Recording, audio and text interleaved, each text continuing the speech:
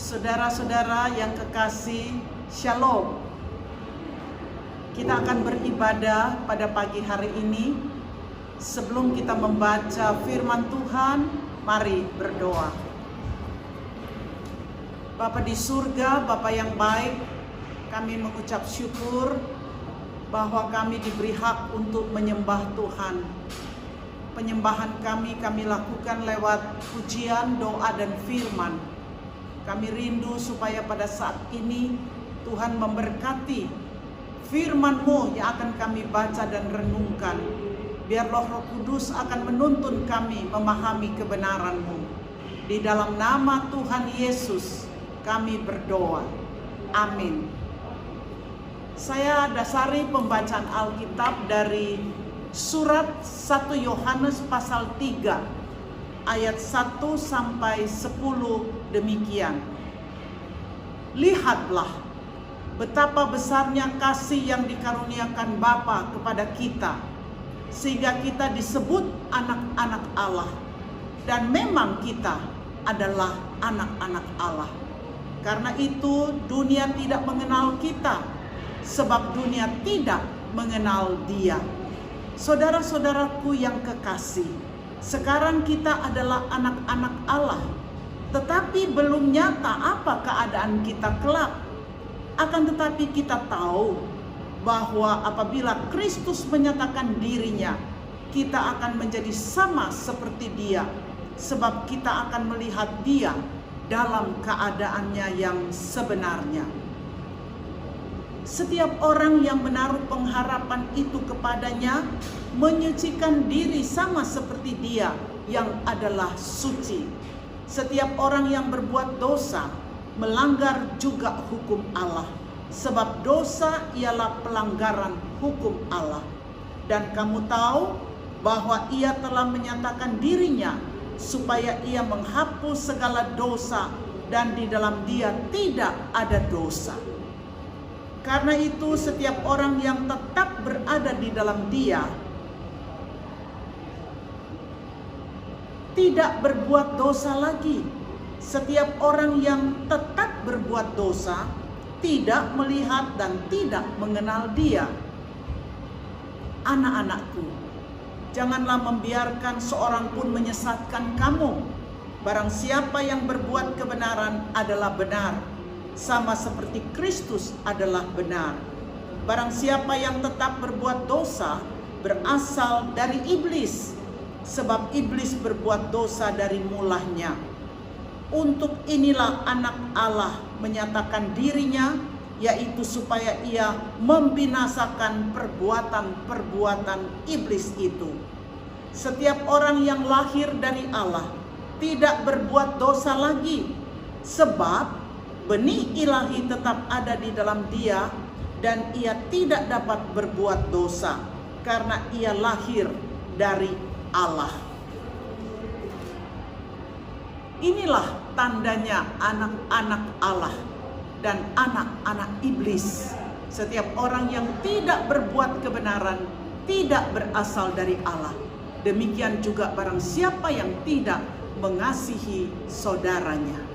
Demikian jauh pembacaan Alkitab, dan kiranya Tuhan memberkati kita dalam perenungan ini. Saudara-saudara, mengapa kita disebut anak-anak Allah? Saudara-saudara, kuncinya adalah ketika kita percaya kepada Tuhan Yesus, maka status kita menjadi anak-anak Allah.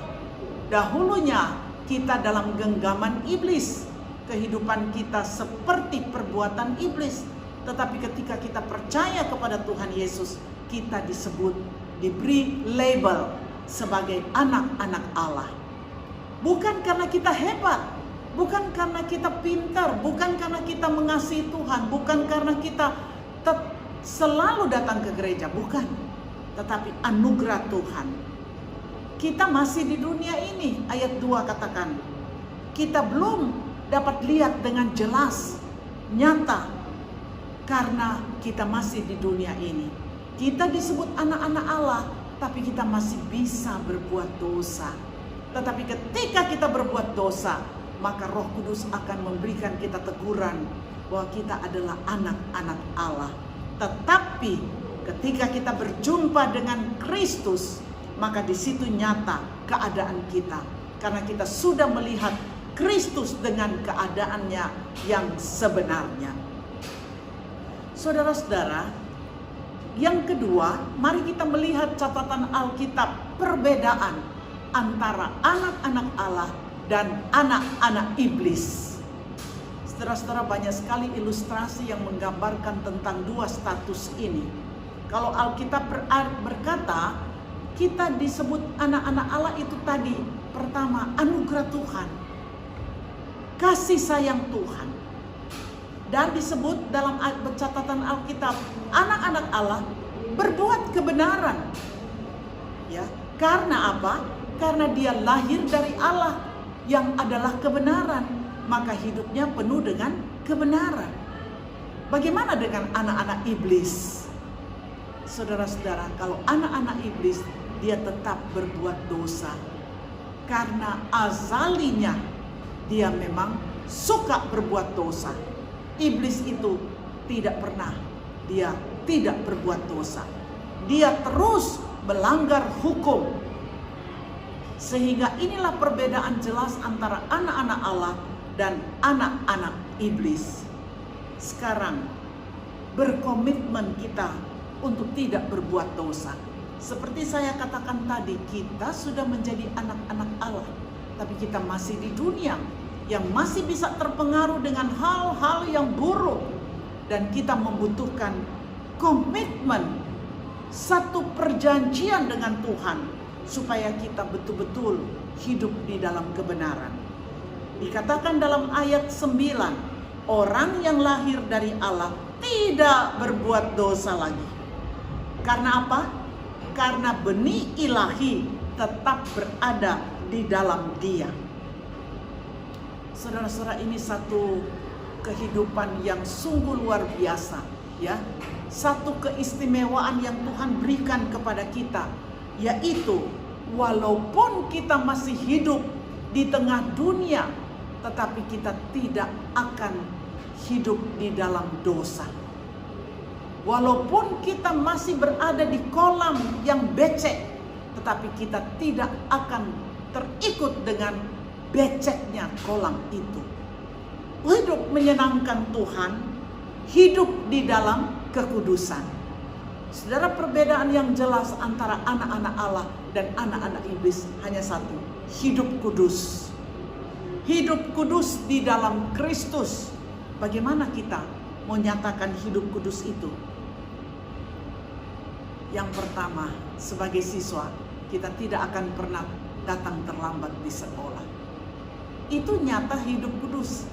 Kalau kita terbiasa untuk datang terlambat di sekolah, dan sekarang sekolah bukan lagi online, tetapi onsite, dan kita harus datang tepat waktu. Kita tidak menyontek waktu ada ujian. Sebentar lagi semua kita akan menghadapi ujian kenaikan kelas, dan di situ kita akan melihat bagaimana kita hidup jujur di hadapan Tuhan. Yang berikut, apa hidup kudus? Yaitu dalam pergaulan. Pergaulan masa muda kita. Kita bergaul dengan sesama teman. Kita bergaul normal. Boleh bergaul laki-laki dengan laki-laki. Bergaul laki-laki dengan perempuan. Tetapi yang dilarang Tuhan adalah kita melakukan dosa. Baik itu terhadap sejenis maupun berbeda jenis. Tapi Tuhan mau kita hidup di dalam kebenaran. Kita hidup di dalam anugerah Tuhan. Maka Tuhan memberikan Adam dan Hawa. Tuhan bukan mempersiapkan Adam dan Hawa. Ya, bukan. Tuhan mempersiapkan Adam dan Hawa, laki-laki dan perempuan. Bergaullah baik-baik, seorang laki-laki dengan seorang perempuan, mempertahankan kekudusan. Begitu juga kita bergaul laki-laki dengan laki-laki, perempuan dengan perempuan, boleh. Tapi kita tahu batas di mana yang kudus di hadapan Tuhan. Jadilah anak-anak Allah dan bukan anak-anak iblis. Tuhan memberkati. Mari berdoa. Bapa di surga, terima kasih tuntunan firman-Mu untuk kami pada pagi hari ini. Tuhan sudah menjelaskan kepada kami bahwa perbedaan jelas antara anak-anak Allah dan anak-anak iblis. Kalau kami sudah ditebus oleh darah Tuhan Yesus, kami adalah anak-anak Allah. Kami mau hidup di dalam kebenaran karena benih ilahi sudah ada di dalam diri kami, dan kami akan mempertahankan, berkomitmen untuk hidup sebagaimana yang Tuhan mau, yaitu hidup dalam kekudusan. Tuhan memberkati firman-Mu untuk menjadi berkat bagi kami semua, supaya hidup kami diberkati. Terima kasih. Dalam nama Tuhan Yesus kami berdoa. Amin.